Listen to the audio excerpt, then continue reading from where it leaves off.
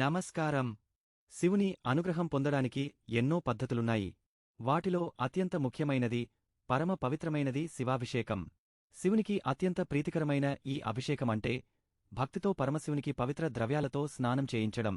పురాణాల ప్రకారం దేవతలు కూడా శివాభిషేకం చేసి ఎన్నో వరాలు పొందారు.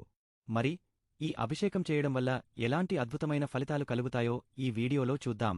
శివాభిషేకం కేవలం ఒక పూజా పద్ధతి కాదు, ఇది భక్తుడు తనలోని అరిషడ్వర్గాలను శుద్ధి చేసుకునే ఒక ఆత్మ ప్రక్షాళన ప్రక్రియ. వివిధ రకాల అభిషేకాలు వివిధ ఫలితాలనిస్తాయి. ఉదాహరణకు, కేవలం జలంతో అభిషేకం చేస్తే మనశ్శాంతి, పాలనుతో అభిషేకం చేస్తే దీర్ఘాయుష్షు, తేనెతో అభిషేకం చేస్తే మధురమైన వాక్కు, నెయ్యితో అభిషేకం చేస్తే సంపద వృద్ధి చెందుతాయి. పెరుగుతో అభిషేకం చేయడం వల్ల ఆరోగ్యం, అలాగే అన్నింటి సమ్మేళనమైన పంచామృతంతో చేసే అభిషేకం సమస్త కోరికలను తీరుస్తుందని శాస్త్రాలు చెబుతున్నాయి. చెరకు రసంతో అభిషేకం రుణ బాధల నుండి విముక్తినిస్తుంది. ప్రతి అభిషేకం వెనుక ఒక శక్తిదాగ ఉంది, ఇది భక్తుల కష్టాలను తొలగిస్తుంది. చూశారు కదా, కేవలం ఒక సాధారణ అభిషేకం ద్వారా శివానుగ్రహంతో ఎన్నో అద్భుతమైన ఫలితాలు పొందవచ్చు.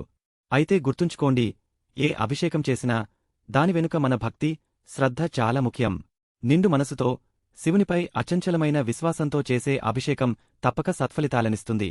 శివుడు అభిషేక ప్రియుడు, కాబట్టి స్వయంగా అభిషేకం చేయడం లేదా ఆలయాల్లో చేయించడం వల్ల అనంతమైన పుణ్యం లభిస్తుంది.